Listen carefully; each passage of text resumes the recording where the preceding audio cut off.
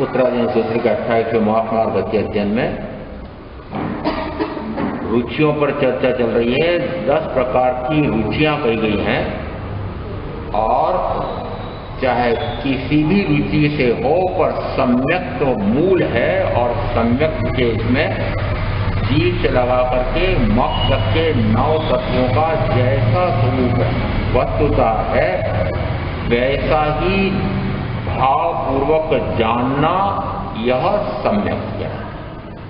और कल कहा था इसमें बीज रुचि सम्यक्त्व। जैसे तेल की बूंद पानी पर गिर जाए तो वह पूरे पानी तक विस्तारित हो जाती है, उसी प्रकार से एक बीज सूत्र को सुन करके समझ करके और कई प्रकार के सूत्रों का एक साथ हृदयंगम हो जाना, आत्मसात हो जाना, चिंतन निरंतर चलते रहना, उसको कहते हैं बीज रुचि सम्यक्त्व।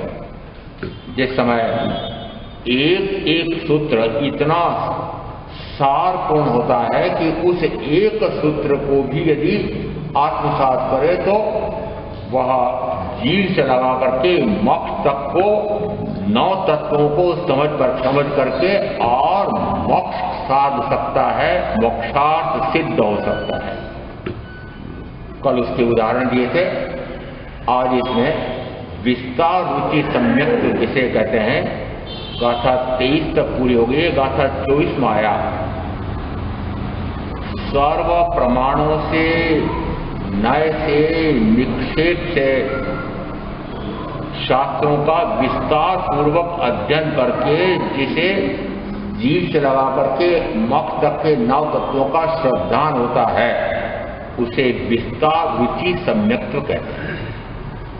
यहाँ सबसे पहला आया प्रमाणों से, नय, निक्षेप और प्रमाण। परंतु प्रमाण पहले इसलिए कि वस्तुतः चाहे कितनी नय से, विवक्षा से, अपेक्षा से, सापेक्षवाद से समझे, परंतु मुख्यतः प्रमाणित हो जाए कि यह तत्व, यह आत्म तत्व सत्य है। और उसको प्रमाणित करने के लिए आगमों में भिन्न भिन्न प्रकार से प्रमाण दिए हैं। प्रथमतः प्रमाण में आगम प्रमाण देते हैं। यदि कहीं भी तत्व संबंधी शंका उठे, किसी वृत्ति में, टीका में, अन्य शास्त्रों में, कथानकों में कुछ बात आई हो, कर ग्रंथों में कुछ और बात आई हो, और यदि उसी बिंदु पर आगम में ऐसा वैसा प्रतिपादन हो तो प्रथमतः आगम प्रमाण माना जाएगा। यदि आगम में उस प्रकार का उत्तर समाधान न मिले तो फिर वृत्तिकार टीकाकार ने जो अर्थ किया है उसको प्रामाणिक मानते हैं, परंतु मूल में आगम प्रमाण। यदि आप कहीं भी कोई भी बात रखते हैं और सीधा कहते हैं कि अमुक आगम में ऐसा आया है, तो फिर समक्ष व्यक्ति होगा वह चुप हो जाएगा, क्योंकि आगम को हम प्रामाणिक मानते हैं। सर्वज्ञ की वाणी से ग्रसित किए हुए यह आगम है। और स्थानकवासी परंपरा के अनुसार हम 32 आगमों को प्रामाणिक मानते हैं, अकट्य मानते हैं और उन पर अखंड अटूट श्रद्धा रखते हैं। इस अपेक्षा से आगम सबसे पहला प्रमाण है। जिस समय दीक्षा हुई थी उस समय संध्या काल हम जिनके यहाँ रुके हुए थे, 13पंथी स्थानक था। मुझे एक वयोवृद्ध श्रावक बोले, महाराज साहब आपकी नई दीक्षा हुई है, आप प्रवचन प्रारंभ करें तब किसी गाथा सूत्र से प्रारंभ करें, सामने एक पुट्ठा हो, उसमें आगम शास्त्र का पन्ना हो और पन्ने में उस सूत्र का उल्लेख करके और फिर उसका विश्लेषण करें। मैंने उनकी बात शिरोधारी कर ली। मैंने कहा पुराने श्रावक हैं, वस्तु स्थिति में ऐसे ही होना चाहिए। क्यों? क्योंकि यदि बोलते समय मैं कहूं कि अमुक आगम में ऐसा आया है तो श्रोता उसको प्रामाणिक मानते हैं। यद्यपि पुट्ठा वगैरह तो नहीं रखा है, परंतु आज तक ये पद्धति है कि किसी भी प्रवचन को, तत्व चर्चा को, लेखन को, लेख को यदि मैं लिखता हूँ, बोलता हूँ, उस समय आगम का प्रमाण अवश्य देता हूँ, इसलिए कि आगम का दिया प्रमाण ही अकाट्य माना जाता है। और इस अपेक्षा से यदि कहीं भी आपको किसी भी तत्व संबंधी शंका हो तो सीधा आगम से प्रमाणित मान लें।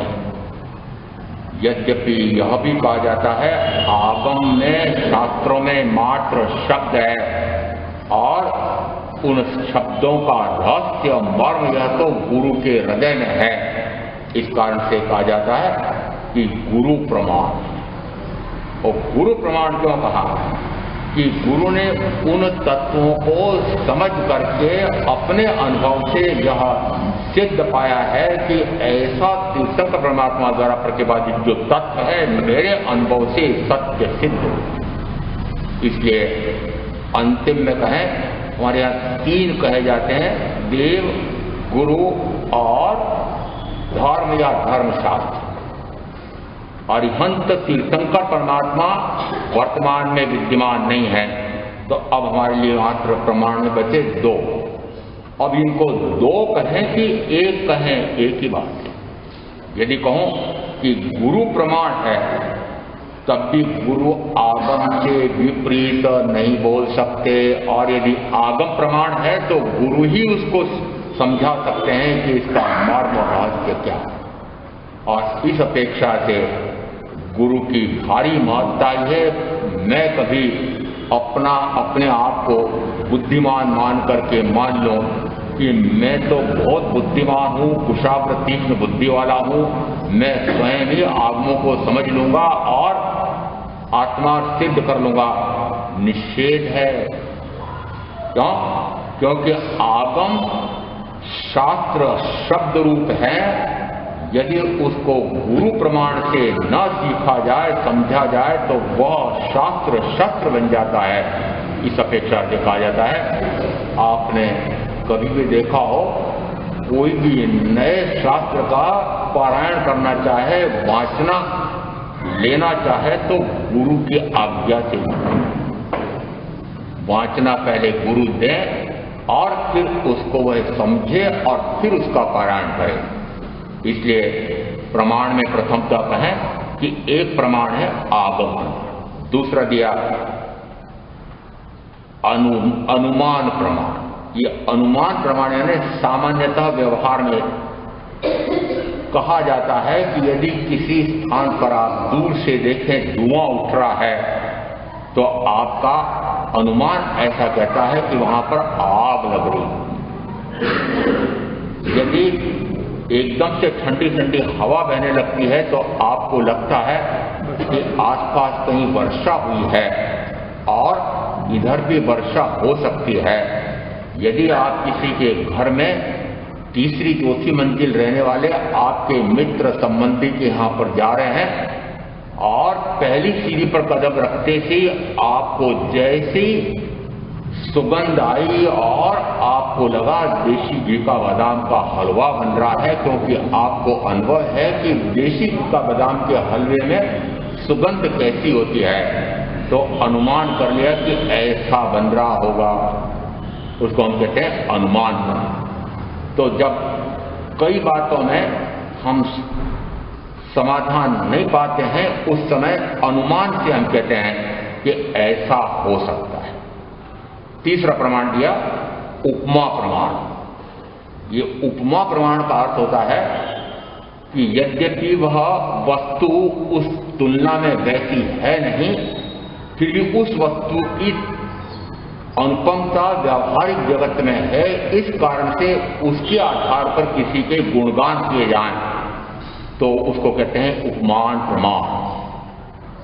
यदि कोई अप्सरा जैसी सुंदरी है, उसको कहा जाए चौधरी की चांद।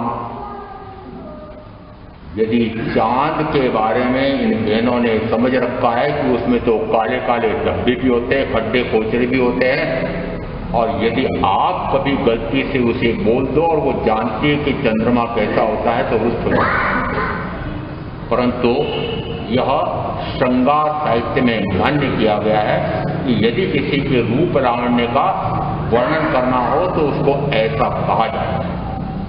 यदि लोगस की पार्टी में हमारे यहाँ आया हुआ है कि ये अरिहंत तीर्थंकर परमात्मा, आप समुद्र के समान गंभीर हैं, चंद्रमा के समान शीतल हैं और सूर्य के समान तेजस्वी हैं, तो यहाँ वस्तुतः इन तीनों में तो न जाने कितनी कमियां हैं, परंतु व्यावहारिक जगत में यदि गंभीरता की अपेक्षा से कोई देखा जाता है तो समुद्र गंभीर होता है। चाहे ऊपर तल पर थोड़ा सा हवा का झोंका तूफान आए तो हिलोरें तो होती हैं, परंतु अंतस्तल में उसमें गंभीरता है ऐसा कहा जाता है। तो किसी को यदि वह गंभीर व्यक्ति है तो तुलना करके क्या करते हैं, समुद्र के समान गंभीर। यदि बहुत सी बातें कोई पचा सकता हो बाहर न निकाले तो कहा जाता है बड़े हृदय वाला है, हृदय विशाल है। बहनों का है, मुझे पता है बहनों का।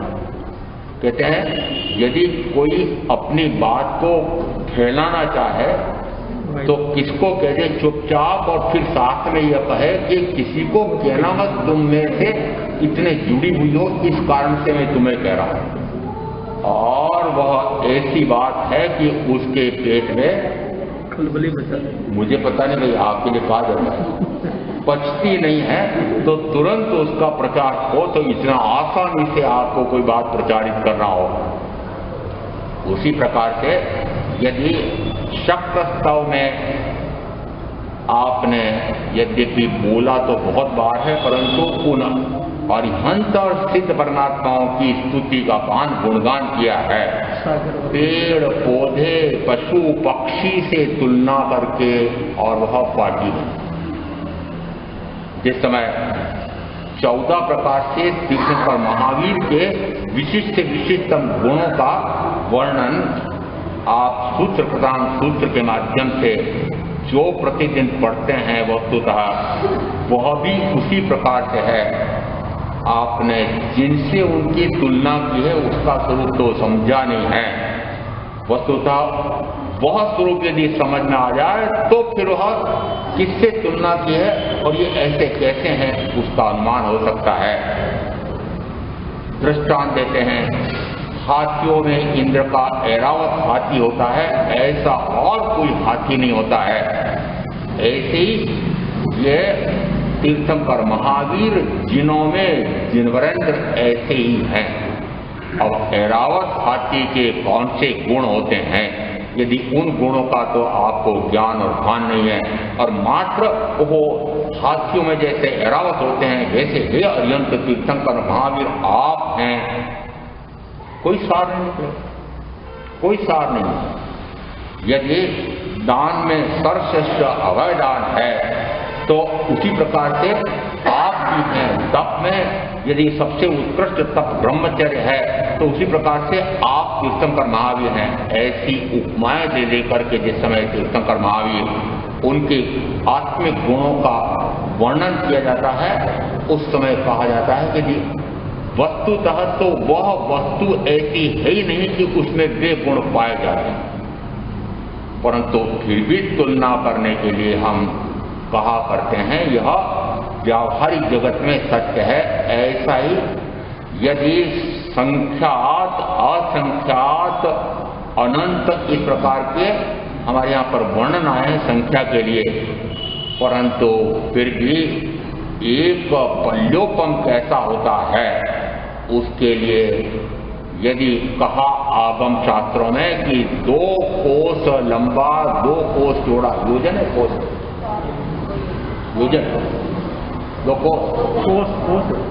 कोस लंबा 2 कोस चौड़ा 2 कोस गहरा ऐसा गड्ढा बनाया जाए और फिर उसमें युगलीय बच्चे जिसका शरीर भी इतना कोमल और बाल भी इतने कोमलतम होते हैं, उसके ऐसे टुकड़े किए जाएं कि और टुकड़ा न किया जा सके और फिर ठूस ठूस करके उसमें भरा जाए, और इतना ठूस ठूस करके भरा जाए कि यदि चक्रवर्ती का रथ भी उस पर से निकले तो वह दबे नहीं, ऐसा ठूस ठूस करके भरो और 100 वर्ष में एक टुकड़ा निकालो। ऐसे निकालते निकालते वह कुआं जिस समय खाली होता है उस समय कहा जाता है एक पल्य हो गया है। पल्योपम की तुलना, एक पल्योपम कितने वर्ष का होता होगा, तो उसको अब वस्तुतः नापा है क्या इस प्रकार का कुआं खोद करके ऐसा किया गया है क्या नहीं, अनुमान करने के लिए आपको दिया है। उपमा से समझाया है कि ऐसा कुआं हो, ऐसे भरे जाए बाल और फिर निकाले जाए, तो उससे हमें यह समझ में आ जाता है कि एक पल्योपम इतना दीर्घ काल हो, और उसके अनुसार फिर आगे साग्रोपम और काल चक्र का वर्णन आया है।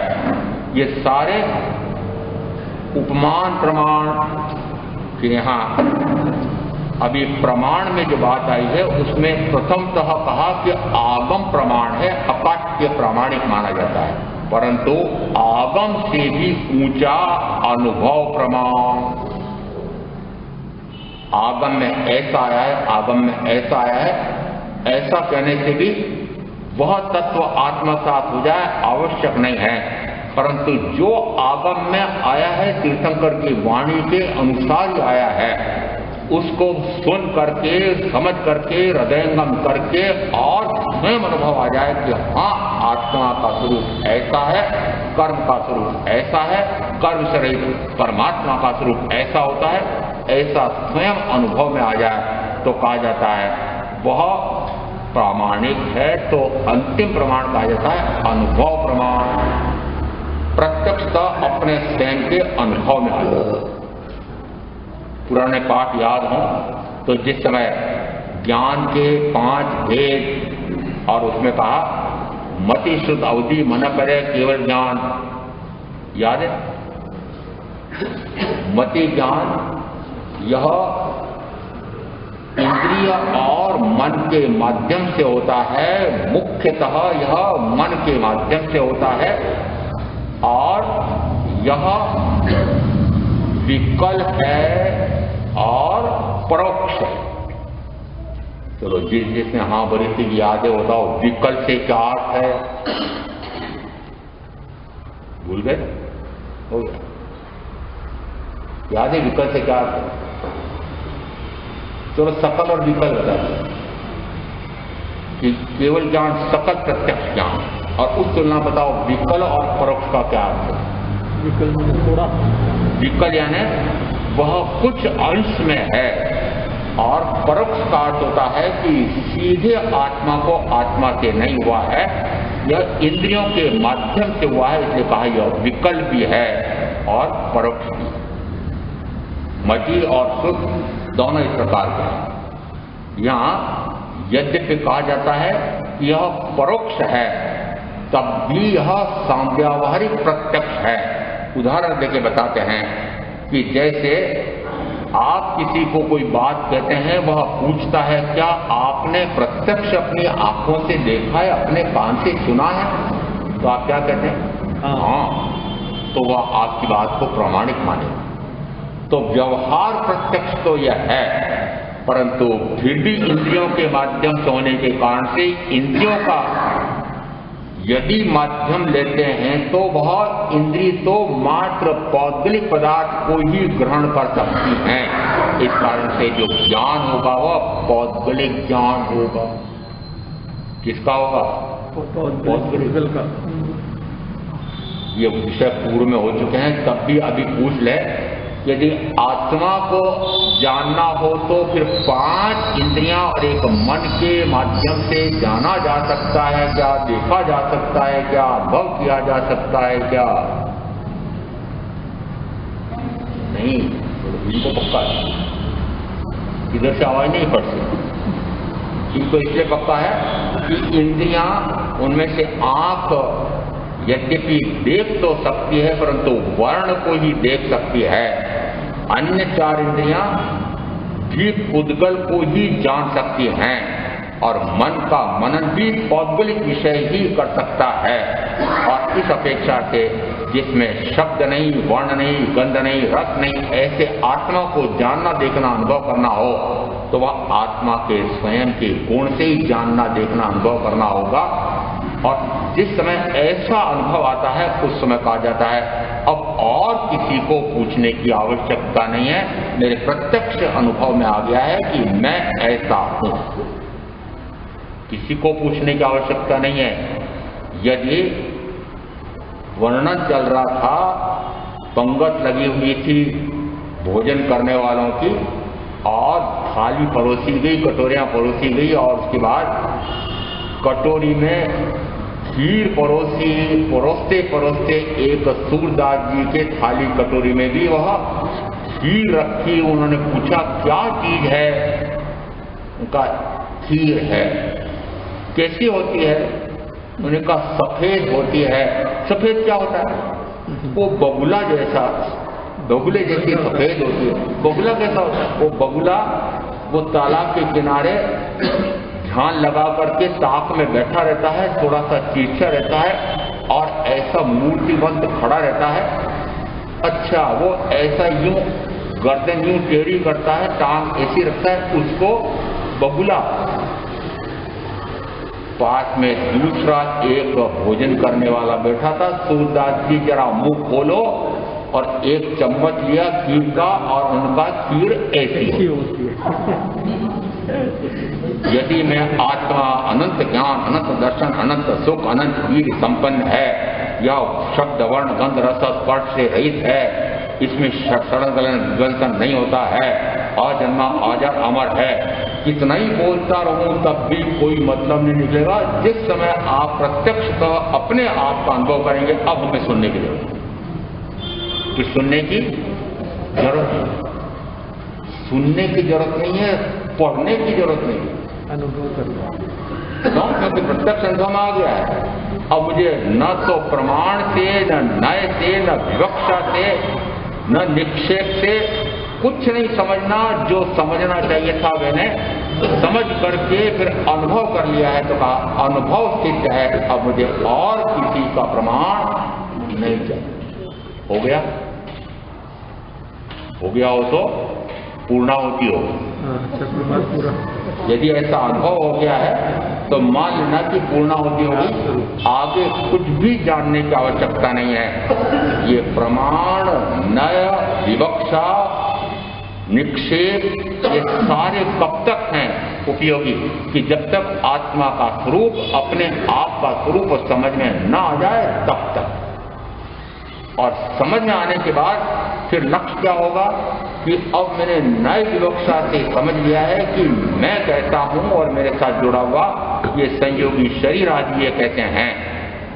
समझ में आने के बाद फिर मैं नए के जंजाल से, झंझट से भी मुक्त होकर के और नयातीत हो जाऊं, ऐसे लक्ष्य रख करके साधना रख हो जाए। तो नयातीत साधना का लक्ष्य क्या होगा? नयातीत हो जाए। जब तक नयातीत होने का अनुभव साधना ना हो तब तक ये नए और निक्षेप और प्रमाण, इनसे अपने स्वरूप को भी और पर के स्वरूप को भी, स्व पर को जानना पड़ेगा। ये सारी कसरत इसलिए हो रही है कि वस्तुतः हमें अभी ये पक्का नहीं हुआ है, और पक्का हो जाए तब भी अनुभव नहीं हुआ है, इसलिए बार बार सुनना पड़ रहा है, समझना पड़ रहा है, शंका उठ रही है, फिर समाधान ले रहे हैं। क्यों करना पड़ रहा है? जिस समय मैंने दीक्षा लेने का तय किया था उस समय यहां तक भाव बन गया था कि अब मुझे और कुछ पढ़ने की आवश्यकता है। जितना पढ़ना, सुनना, समझना चाहिए था वो कर लिया, और अब मुझे जो मैंने समझ लिया है बस उसी अनुभव में निरंतर मग्न रहूं, कुछ नहीं कर। परंतु दीक्षा लेते ही पता नहीं फिर से कितना पढ़ना पड़ा, क्योंकि पाठ पर आकर के बोलना। ये पढ़ना किसके लिए है? बोलने के लिए। किसके लिए? ये बोलना पड़ता है। और जिस समय हमारे बंशीला जी कहते हैं महाराज मैं दीक्षा तो ले लूं पर मुझे बोलना आ जाए तो दीक्षा लूंगा। और मैंने कहा भटक जाओगे, बोलना आ जाए, अरे बोलने की आवश्यकता ही नहीं है। अभी उदाहरण दिया था कि जैसे उस सूरदास जी के जीभ पर वहा खीर रखी तो उसके बाद बोलना बंद हो गया, कि बोलना चालू हुआ, बात बंद हो गया। क्यों बंद हो गया? अरे अनुभव आ गया। यदि आत्मा का अनुभव आ गया तो फिर बोलना सुनना किसी की भी आवश्यकता नहीं है। और क्योंकि मुझे लगता है कि अभी अनुभव आया नहीं है, तत्व शंका रहती है, और यदि यहाँ रहते रहते वहाँ पक्का भी हो जाए तो घर जाते जाते उस पर ऐसा पानी फिर जाता है कि फिर से समझना पड़ता है, इसलिए बार बार सुनने दौड़ना पड़ता है। ये समस्या आपके साथ है, मुझे पता है। क्यों? क्योंकि यहाँ कितना ही सुन करके पक्का करके जाएं, और यह आपको चौपड़ी भुलाने वाले घर परिवार में मिलते हैं, व्यापार व्यवसाय में मिलते हैं, इसलिए वहाँ सारा मटिया मेट हो जाता है। तो फिर वापस पुनर्जीवित होने के लिए फिर से आपकी ऊर्जा शक्ति, आत्मशक्ति प्रकट करने के लिए फिर से आना पड़ता है। आगमों का प्रमाण, ऐसा करके प्रमाणों से फिर आया इसमें विवक्षा के भगवान महावीर जो कथन करते हैं वह सीधे सीधे नहीं करते हैं, तो क्या उल्टा करते हैं? अरे सीधे सीधे ना, विवक्षा से करते हैं। जो तत्व है, जो द्रव्य है, वह तो सीधा सीधा है, जैसा है वैसा अनुभव में आ जाता है, परंतु जिस समय उसका कथन करना पड़ता है उस समय वह विवक्षा से कथन किया जाता है। यदि भगवान से पूछा भगवान लोक का स्वरूप कैसा है, तो कहा द्रव्य से लोक एक है, क्षत्र से यह असंख्यात प्रमाण है, काल से यह त्रैकालिक है, और भाव से अनंत वर्ण, अनंत गंध, अनंत रस, अनंत स्पर्श रूप है। ऐसा अलग अलग क्यों कहा?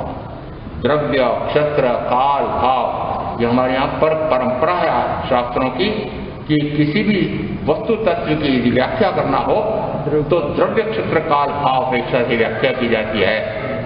जीव का स्वरूप कैसा है तो सीधा सीधा उत्तर क्यों नहीं आया? उत्तर आया द्रव्य से यह एक है, क्षत्र से यह असंख्यात प्रदेशी है, काल से यह त्रैकालिक है, भाव से यह अनंत ज्ञान, अनंत दर्शन, अनंत चारित्र स्वरूपी है, अलघु गुरु लघु गुरु स्वरूप है। तो दो अपेक्षाओं से तो कहा यह सादी शांत है, और दो अपेक्षा से कहा यह अनादि अनंत। फिर भाव से पुनः स्पष्ट करने के लिए कहा कि यह शब्द, वर्ण, गंध, रस से रहित है। ये व्याख्या क्यों करनी पड़ी? यदि कह दिया कि अनंत ज्ञान, अनंत दर्शन, अनंत चारित्र स्वरूप है, तो फिर अबंधमय, अवर्णमय, अगंधमय, अरसमय, अस्पर्शमय है, ऐसा क्यों कहना पड़ा महावीर? क्यों कहना पड़ा? उद्गल नहीं यूं कहो, ये शरीर इसी प्रकार का शब्द, वर्ण, गंध, रस, स्पर्श वाला है, और इस शरीर को मैं अपना है ऐसा मानता रहा हूं। इस कारण से पुनः यह कहना पड़ा कि अरे इसको अपना मानते जानते रहे हो, यह तो पुद्गल का गुण है, और मैं पुद्गल नहीं हूं। तो शब्द कहा कि मैं फिर शब्द, वर्ण, गंध, रस, स्पर्श से रहित मूर्तिक अरूपी आत्मा हूं, ऐसा जानो। यह मूर्तिक शरीर के साथ जिस समय रहता है उस समय मूर्तिक कहा जाता है। पूछा भगवान से, भगवान जीव का स्वरूप कैसा है? मूर्त है कि अमूर्त है? अब सीधा उत्तर क्या होना चाहिए था? क्या उत्तर?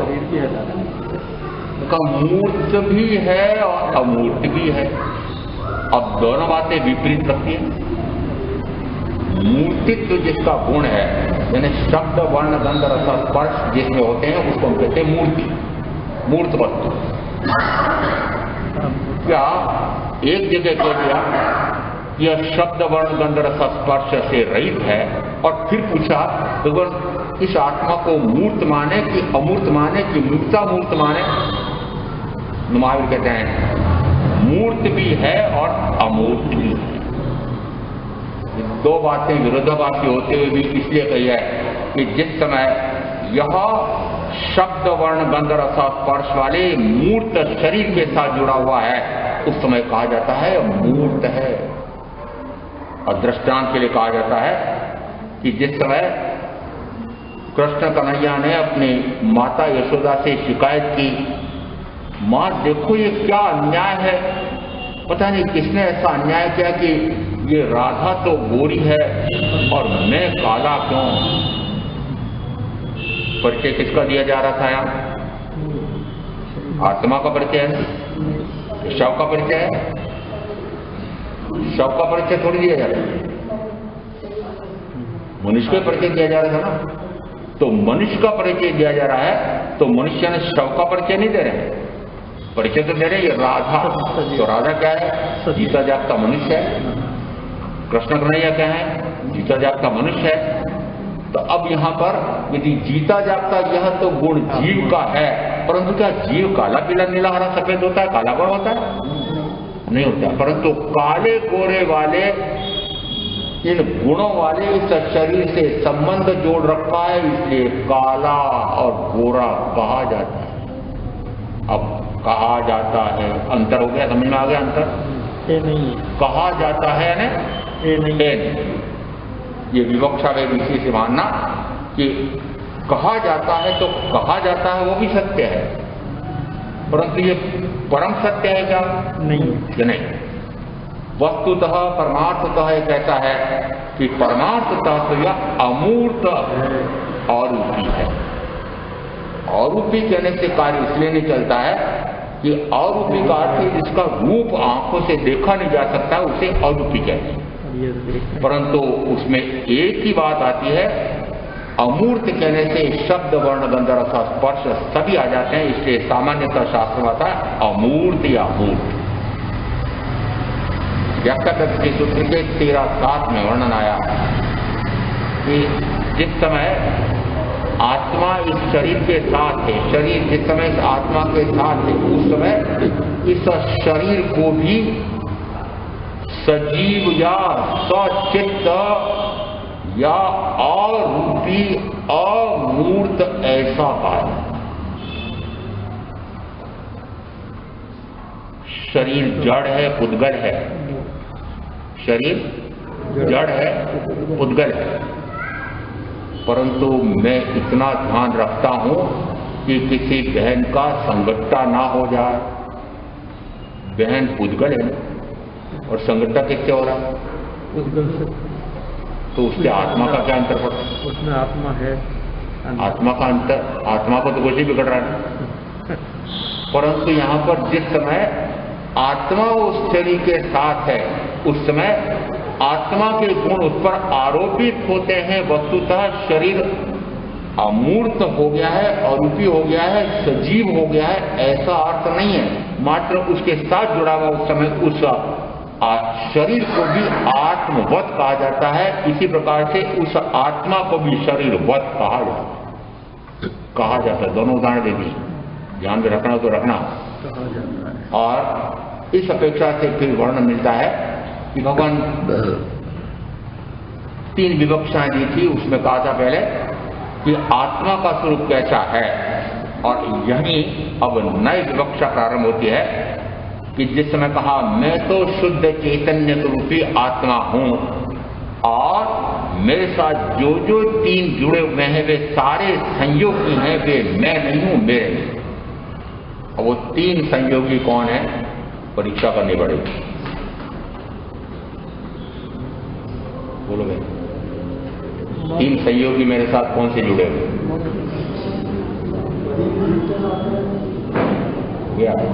एक शब्द में बोलो ना, एक चलो किसको याद है?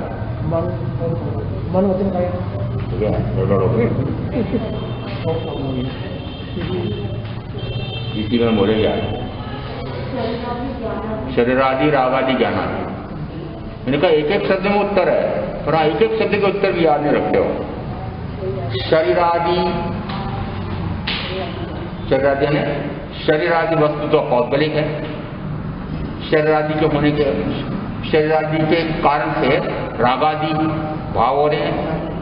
रागादि भाव करते से उनका कर्ता होने से ज्ञानावरणादि द्रव्य कर्म का बंध हो रहा है।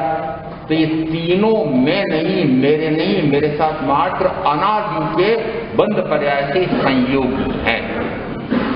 यदि ये तीनों संयोगी हैं तो फिर मैं अपने आप को कैसा जानूं? ये तीनों संयोगों से पूर्णतः भिन्न में अयोगी सिद्ध समान आत्मा हो गया। क्या हो गया? क्या तीनों से रही? फिर हूं क्यों बोला है? यदि मैंने ऐसा कहा कि मैं तीनों संयोगों से पूर्णतः भिन्न अयोगी सिद्ध समान आत्मा हूं, सिद्ध समान सिद्ध ही हूं, तो आप कहेंगे महाराज कहां से सिद्ध हो गया? अभी अरे सिद्ध हूं इसका अर्थ है कि विवक्षा भेद से नए विवक्षा से कहा जाता है। अब यहां नए समझने के लिए मुख्यतः दो प्रकार के नए कहे जाते हैं। एक नए को कहते हैं द्रव्यार्थिक नय और दूसरे नय को कहते हैं पर्यायार्थिक नय। द्रव्यार्थिक नय का अर्थ होता है कि जिस नय के कारण से द्रव्य दृष्टि होती है, द्रव्य का स्वरूप समझ में आता है, उसे कहते हैं द्रव्यार्थिक नय। और जिस नय के माध्यम से उस द्रव्य की पर्याय समझ में आती हो, पर्याय को लक्ष्य करने वाला नय, यह पर्यायार्थिक नय। द्रव्यार्थिक और पर्यायार्थिक दो प्रकार के नय होते हैं।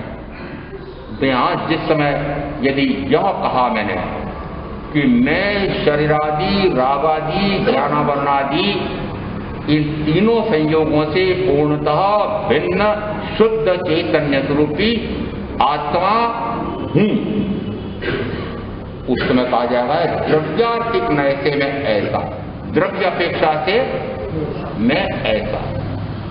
तो द्रव्य अपेक्षा से यह कहना सत्य है। परमात्मतः निश्चय नय से वस्तुतः तत्वतः तथ्यतः तो मैं ऐसा ही हूं, और हूं का अर्थ वर्तमान में हूं। पक्का रखना, वर्तमान में भी मैं ऐसा ही हूं, और जब तक ये वर्तमान में परिपूर्ण हूं, वर्तमान में ऐसा हूं, ऐसा निश्चय नहीं होता है, तब तक उसको प्रकट करने का लक्ष्य निर्धारित नहीं हो सकता है। इसलिए उस लक्ष्य को निर्धारित करके उस लक्ष्य को प्राप्त करने तक इस निश्चय नय को छोड़ना नहीं। इसको निश्चय नय को छोड़ना नहीं। कब तक नहीं छोड़ना? जब तक सिद्ध नहीं किया। जब तक निश्चय नय से मैंने जैसा स्वरूप अपना तय किया है वैसा प्राप्त न हो। कैसा स्वरूप तय किया अपना? सिद्ध, कि मैं सिद्ध समान। मैं और सिद्ध एक ही बात। सिद्ध जैसे है वैसा मैं हूं, मैं हूं जैसा जैसे सिद्ध है।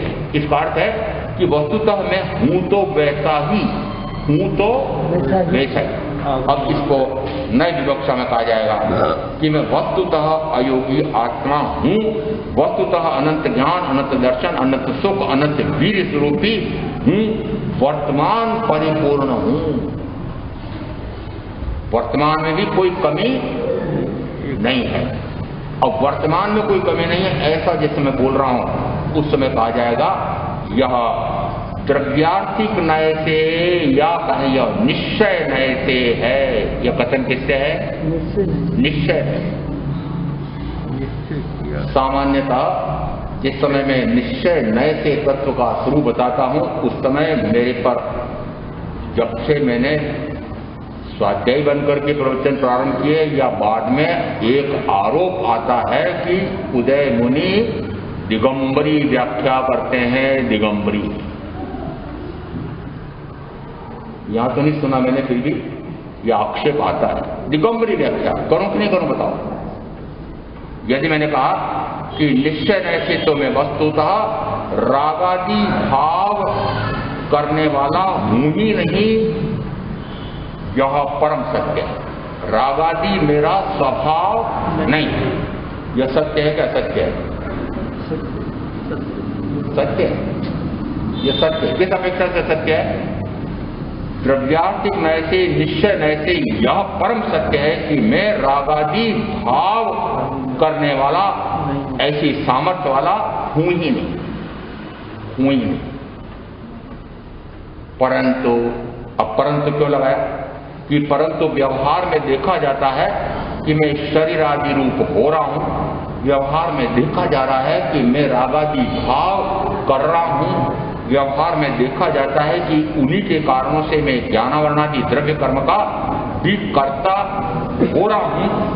तो फिर जो व्यवहार में जैसा मैं हो रहा हूं, व्यवृत हो रहा हूं, वैसा कहना भी सत्य है, वैसा कहना भी सत्य है। अब यदि आपको निश्चय सत्य का भी ज्ञान हो गया और व्यवहार सत्य का भी ज्ञान हो गया, व्यवहार सत्य का ज्ञान हुआ व्यवहार नय से, निश्चय सत्य का ज्ञान हुआ निश्चय नय से, तो तत्व का स्वरूप समझने के लिए दोनों नयों से समझना पड़ेगा। यदि एक ही नय से व्याख्या कर दी तो वह मिथ्या व्याख्या है, मिथ्या प्ररूपणा है। क्या उदय मुनि कोई भान नहीं कि मिथ्या प्ररूपणा करने वाला गर्त में जाता है, चतुर्गति में भटकता रहता है, निगोद तक में जाता है। एक नय से व्याख्या कैसे करेंगे? जब भी व्याख्या होती है कहा जाता है देखो निश्चय नय से मैं शरीरादि रूप, रागादि रूप, ज्ञानावरणादि रूप नहीं हूं, मैं मात्र शुद्ध चैतन्य स्वरूपी आत्मा हूं। परंतु वर्तमान में मैं शरीर आदि से जुड़ा हुआ हूं, रागादि भाव भी करता हूं, उसके कारण से ज्ञानावरणादि द्रव्य कर्म का भी करता हो रहा हूं, यह भी सत्य है। अब कौन सा सत्य कायम रहना चाहिए? जो व्यवहार में हो रहा है वो कायम रखना, जो व्यवहार में हो रहा है उसको कायम रखना क्या? नहीं। संकल्प क्या हुआ? दोनों नयों से आत्मा का स्वरूप समझ लिया, शरीर का स्वरूप समझ लिया, स्वपर का स्वरूप समझ लिया। अब स्वपर का स्वरूप समझने के लिए दोनों नयों से समझ ले, और दोनों नयों से समझ करके होना क्या है? जैसा हूं वैसा हो जाऊं, जैसा हूं वैसा हो जाऊं। वाक्य बड़ा विचित्र है। एक तरफ तो आप कह रहे हो कि मैं जैसा हूं, और फिर कहते हो जैसा हूं वैसा हो जाऊं। जब हूं तो हो जाऊं क्यों बात आ रही? हूं पर हो नहीं रहा, हूं पर हो नहीं रहा, व्यवहार में चल रहा। मैं वीतराग स्वरूपी नहीं हो रहा हूं, मैं शुद्ध स्वरूपी ही हूं, मैं मात्र ज्ञायक ही हूं, मैं मात्र अपने आप का ज्ञाता, अपने आप का दृष्टा, ऐसा ही मेरा स्वरूप है।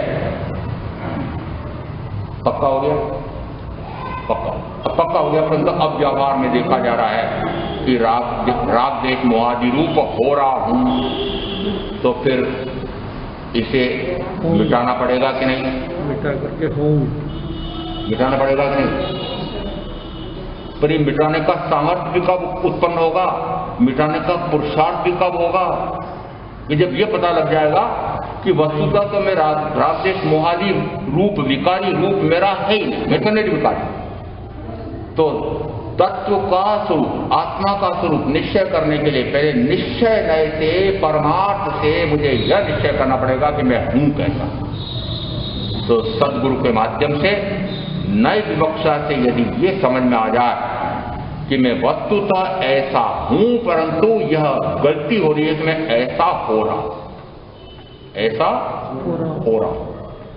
अब यहां दो कथन विरोधाभासी हैं। मैं शुद्ध चैतन्य स्वरूपी आत्मा हूं, परंतु मैं शरीर रूपी हूं। ये दो बातें हैं, तो दो बातें एक साथ करी कही जा सकती हैं। अलग अलग वाक्य बोलने पड़ेंगे ना। यदि अलग अलग वाक्य बोलने पड़ेंगे तो फिर एक साथ दो बातें विरोधी होते हुए एक साथ तो कही नहीं जा सकती है। जिस समय एक नय से जब व्याख्या की जाएगी तो दूसरा नय नष्ट नहीं हो जाता है, गौण हो जाता है। जिस समय दूसरे नय से व्याख्या की जाएगी उस समय पहला नय नष्ट नहीं हो जाता है, गौण हो जाता है। निश्चय नय से मैं शुद्ध चैतन्य स्वरूपी आत्मा हूं। जिस समय निश्चय नय से व्याख्या होगी उस समय फिर व्यवहार नय का जो कथन है वो गौण होगा, चला नहीं जाएगा, वो नय भी समझना ही पड़ेगा। इस अपेक्षा से जिस समय में दो अभी मात्र दो की बात है, द्रव्यार्थिक पर्यायार्थिक, निश्चय नय व्यवहार, परंतु यह वाक्य कितनी बार सुना हुआ है, प्रत्येक द्रव्य अनंत धर्मात्मक है, अनंत धर्म उसमें समाये हुए। कितने गुण है प्रत्येक द्रव्य में? अनंत गुण धर्मात्मक स्वरूप है। और यदि अनंत धर्म या अनंत गुण है, उन अनंत गुणों को व्यक्त करने के लिए फिर कितने नए हो जाएंगे? अनंत नए हो जाए। कितने नए होंगे? अनंत नए। अनंत नए हैं, इसका अर्थ है कि एक नए से जिस समय व्याख्या की जाएगी उस समय एक गुण प्रकट होगा, दूसरे गुण को प्रकट करना होगा उस समय दूसरे नए से व्याख्या होगी, तीसरे गुण को प्रकट करना होगा तो तीसरे नए से व्याख्या होगी, और ऐसे करते करते नए कितने हो जाएंगे? अनंत नए। और इसलिए कहा जाता है कि तीर्थंकर महावीर की वाणी अनंत नए निक्षेप प्रमाण से भरी हुई है। इससे और इसलिए कहते हैं कि जिस समय आगम का स्वाध्याय करते हैं, तत्वों का स्वरूप समझते हैं, उस समय एक बार उसको समझा, उसमें कुछ एक अर्थ समझ में आया था, दूसरी बार समझ में पढ़ते हैं, सुनते हैं, समझते हैं, फिर दूसरा उसी ग्रंथ को, उसी आगम को पुनः पढ़ेंगे तो नए नए विचार उसमें से प्रकट होते हैं। क्यों? कि उसमें अनंत भाव भरे हुए हैं, अनंत नए से भरे हुए हैं। इसलिए हमारी बुद्धि इतनी चलती नहीं है। इसलिए कहा जाता है बार बार स्वाध्याय करने से, बार बार सुनने से, बार बार समझने से उस तत्व के सारे धर्म, सारे गुण समझ में आते हैं। इसलिए इतने विस्तार से ज्ञानियों ने भी, यदि तीर्थंकर महावीर का कहें तो 30 वर्ष तक समझाया। और अब मैं बता दूं कि 30 वर्ष तक उन्होंने क्या समझा। क्यों? क्योंकि आप भाई बहन मुझे ये कहेंगे महाराज ने 4 महीने तक क्या समझाया, तो आपके लिए उत्तर देना कठिन जाएगा। तो मैं आज आपको बता देता हूं, एक उत्तर दे देना पक्का। मात्र ये समझाया कि मैं आत्मा हूं, शरीर नहीं। क्या समझाया? शब्द कितने हैं? 5। 4 महीने में कितने शब्द समझाए हैं? 5। कैसे महाराज लाए कि 5 शब्द समझाने में 4 महीने निकाल? मैंने कहा वो तीर्थंकर महावीर को इन 5 शब्दों को समझाने के लिए, मात्र आत्मा को समझाने के लिए 30 वर्ष तक। कितने? 30 वर्ष। 30 वर्ष तक क्या बोले हो? ये बोले हो। अब ये संक्षेप में कहें तो कि मैं आत्मा हूं, संक्षेप में तो मैं आत्मा, मैं आत्मा, बस। मैं आत्मा भी तो मैं हूं, मैं आत्मा ही हूं तो मैं आत्मा, बस। तो एक ही शब्द हुआ। और इसलिए वो जो कबीरदास जी ने पहले कहा था, तेरे पोथे पढ़ पढ़ करके कितने ही पंडित मर गए हैं, मात्र 2.5 अक्षर का वहां तो शब्द दिया था प्रेम, पर मैं अब यहाँ पर 2.5 अक्षर का एक शब्द मेरे पास भी है, आत्मा। कितने अक्षर हैं? 2.5। वो 2.5 अक्षर समझ में आ जाए तो कल्याण। तो कितना संक्षेप हो गया। अब इसका विस्तार कहां तक हो सकता है? तो इसका विस्तार हो सकता है 14 पूर्णों तक। अनुमान करो किसका? आत्मा के स्वरूप को समझाने के वाले ने कितना समझाया होगा कि उससे समझ करके यदि लेखन हुआ तो 14 पूर्व और पूर्वों के लिए तुलना करके बताते हैं कि एक पूर्व का ज्ञान कितना होता होगा। तो वहां पर भी उपमान प्रमाण है। यदि एक हाथी को पानी में उतारा जाए, पानी में डूब जाए, उतने पानी में शाही घोली जाए और शाही घोल करके फिर उससे यदि शास्त्र लिखे जाएं तो वह पानी समाप्त हो, उतने जो शास्त्र लिखे जाएंगे वह एक पूर्व का ज्ञान। अनुमान होता है? अनुमान होता है कितना? एक पूर्व का ज्ञान कितना होता है, परंतु वो पूर्वों का ज्ञान इतना विस्तार से जो आया है वह प्रमाणों से, नय से, विवक्षा से, निक्षेप से, भिन्न भिन्न प्रकार से अत्यंत विस्तार से समझाया गया है। क्यों? क्योंकि जिसके पास बहुत समय है, बुद्धि बहुत तेज है, उसको खूब विस्तार से समझना चाहिए। पर मुझे ज्ञात है कि मैंने प्रथमतः तो गलती कर ली, आपत कर 66 वर्ष होने पर दीक्षा ली और फिर काल का कोई भरोसा नहीं, तो मैंने तो निश्चय किया कि अपने विस्तार से सुनने समझने की जरूरत नहीं है, प्रयोजन भूत ग्रहण कर ले। प्रयोजन भी कुछ को कहते हैं सार बहनों को याद है, वो चाहे दोहा तो याद होगा, सूपड़ा तो कभी देखा ही नहीं होगा, परंतु उस दोहे में आता है कि सार तो ग्रहण कर ले और थोथा थोथा उड़ा। भगवान की वाणी में कोई थोती वस्तु है? फिर उसी भगवान के वाणी पर से बने हुए यदि उत्तराखंड के पहले सूत्र में आ गया, हे साधक प्रयोजन भूत ग्रहण कर ले और निरर्थक छोड़ दे। अब निरर्थक क्या भगवान की वाणी में कोई निरर्थक शब्द हो सकता है? हो सकता है? नहीं हो सकता, नहीं है।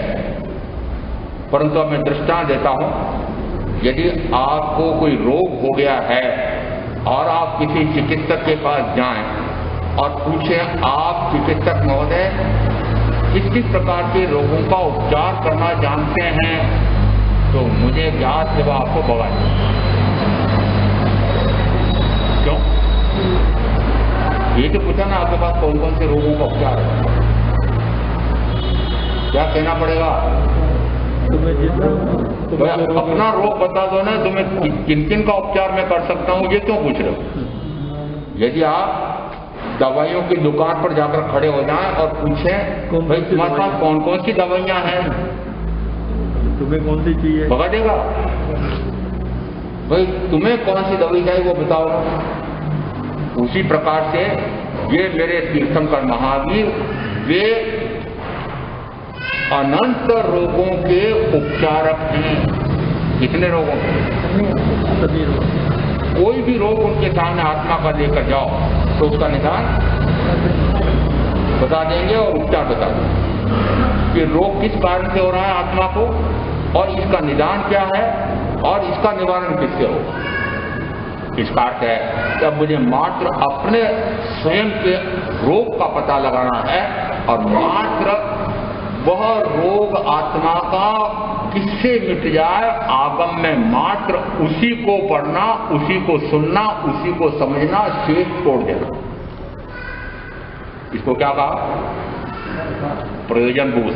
दृष्टांत से मुझे पूछते हैं, एक बहन मैं पीछे पढ़ दूं, महाराज वो मुझे महाविद्य क्षेत्र और फिर ये 15 कर्म भूमि, अकर्म भूमि और कहाँ पर ये मेरू पर्वत और आसपास ये कहाँ त्रस नाड़ी और उसके आसपास के सारे क्षेत्र, ये जो आगमन में आया हुआ है वो सारा आपसे समझना है, दिखाओ समझाओ। तो मैंने कहा मैं तो इसमें खुद भी नहीं जानता हूँ। आप नहीं जानते? आप सारे आगम पढ़े हुए, कितने शास्त्र पढ़े हुए। मैंने कहा मैंने पढ़े भले हैं परंतु उन्हें इसलिए छोड़ दिया कि यदि कोई कहे कि जम्बू द्वीप में भरत क्षेत्र है, पक्का है कि हम किस क्षेत्र में रहते हैं? भरत क्षेत्र में। भरत क्षेत्र है, ये भरत क्षेत्र है कि नहीं? भरत क्षेत्र किसमें है? जम्बूद्वीप। अब भरत क्षेत्र के आसपास ही जम्बूद्वीप होना चाहिए, और जम्बूद्वीप का यदि आगमा में वर्णन है 1,00,000 योजन ऊंचा है। और अब मेरे कोई पीछे पड़ जाओ आप में से, महाराज सिद्ध करो, तो नहीं हो तो सिद्ध कर सकता हूं, फिर मैं क्या कहता छोड़ता हूं। देखो आगम में ऐसा है मन, आगम में ऐसा आया है मन, यह कह दूंगा कि केवली गम्य। यदि कोई बात मेरे समझ में नहीं आ रही है तो क्या कह करके छोड़ देते हैं हम कि केवली गम्य है, मेरी समझ की बुद्धि में नहीं आ रहा है, इस कारण से मैं नहीं समझ पा रहा हूं। जैसा आगम में आया है वो प्रामाणिक है। अब यहाँ यदि चंद्र प्रज्ञप्ति, सूर्य प्रज्ञप्ति नाम का एक आगम है, उसमें ये 5 प्रकार के संवत्सर होते हैं, उसमें अमुक प्रकार के ग्रह होते हैं, ऐसे नक्षत्र होते हैं, और कौन किसके चक्कर लगाता है, कैसे दिन रात बनते हैं, कैसे मौसम बनते हैं, ये सूर्य संवत्सर, चंद्र संवत्सर, नक्षत्र संवत्सर ये कैसे होते हैं, इसकी इतनी व्याख्या गहन गणित आई हुई है। मैंने प्रारंभ में इनको छोड़ दिए थे, परंतु चांदनी चौक छात्रावास के पहले 15 दिन तक कोल्हापुर रोड पर रहने का अवसर आया। वहां पर वो टीकाएं मिल गई, उसमें आचार्य उनकी टीका मिली तो वह सारी पढ़ी और चक्कर खा जाता है माथा। तो कितना गहन गणित दिया हुआ है, और पढ़ते पढ़ते मुझे ऐसा लगा कि वस्तुतः जिन महावीर के पास न तो कोई प्रयोगशाला थी, न कोई सहायक आविष्कारक थे, न कोई यंत्र था, तब भी उन्होंने इन ग्रहों की, नक्षत्रों की चाल कुचाल, कहां से कहां तक का क्षेत्र वो सूर्य उसको प्रकाशित करेगा, कहां से कहां तक चंद्रमा प्रकाशित करेगा, इतनी गहन गणित उन्होंने जो दी है, आज भी वह प्रामाणिक सिद्ध होती है। और उस पर से लगता है कि ये मेरे तीर्थंकर महावीर सर्वज्ञ थे। इसलिए पढ़ा तो सही, परंतु मैं उसको पढ़ करके मुझे क्या लेना देना। यदि यह भी कहा जाता है कि जिसकी बुद्धि मंद हो तो गणितानुयोग में चले जाओ, बुद्धि तीव्र हो जाए। जिसकी बुद्धि मंद है क्या पढ़ो, ये जम्बुद्दीन प्रज्ञप्ति, सूर्य प्रज्ञप्ति पढ़ो। ये चंद्र प्रज्ञप्ति, सूर्य प्रज्ञप्ति में जितना गणित है, पढ़ते पढ़ते बुद्धि तीक्ष्ण हो जाती। परंतु यदि ग्रह नक्षत्रों की चाल कुचाल कैसी है, उसका इस ब्रह्मांड पर क्या असर पड़ता है, ये शरीर ब्रह्मांड का रूप है, पिंड है, उस पर क्या असर पड़ता है, उसको जान करके मुझे क्या लेना देना। आपको कुछ लेना देना हो, समझना हो तो पढ़ो। इसलिए मैंने क्या किया, जम्बुद्दीन प्रज्ञप्ति, सूर्य प्रज्ञप्ति, चंद्र प्रज्ञप्ति छोड़। ज्योग्राफी 3 ऐसे सूत्र हैं जिनको हमारे यहाँ कहा है छेद सूत्र। वो छेद सूत्र उसके लिए है कि इसको आचार्य बनना। क्यों? क्योंकि अपने निष्ठा में जो भी तीर्थवासी साधु साध्वी श्रावक श्राविका वे आत्म साधना कर रहे हैं, यदि उनकी साधना से वे गिरते हैं तो उनको दीक्षा में छेद देना, दंड देना, प्रायश्चित देना। मुझे पढ़कर भी क्या करना? निश्चित सूत्र में प्रायश्चित दिए हुए हैं, मुझे पढ़ के क्या करना? इसलिए इसी उत्तरायण सूत्र के प्रथम अध्याय में आया, हे साधक, जिस तत्व से, जिस द्रव्य के स्वरूप से, जिन तत्वों के समझने से अपना आत्मा मोक्षार्थ सिद्ध हो जाए, उसे प्रयोजन भूत मान करके उसे ग्रहण करना और शेष छोड़ देना। यदि आपको विशेष शोध करनी है, खोज करके निकालना है, तो खूब प्राकृत पढ़ो, संस्कृत पढ़ो, खूब पारायण करो आगमों का, वृत्तियों का, टीकाओं का, और फिर गहन रहस्य निकालो उसमें से, कर सकते हैं। परंतु यदि ऐसा समय नहीं है, शक्ति नहीं है, तो अपने प्रयोजन को समझ लो, जिससे मेरा स्वयं का राग देश मोहादि विकार मिट जाए और निर्विकारी स्वरूप प्रकट हो जाए। बस उतना मुझे समझ करके उतना हो जाना है। ऐसा तत्व का स्वरूप समझ करके मैं आप जो साधना करेंगे उनका अवश्य कल्याण होगा।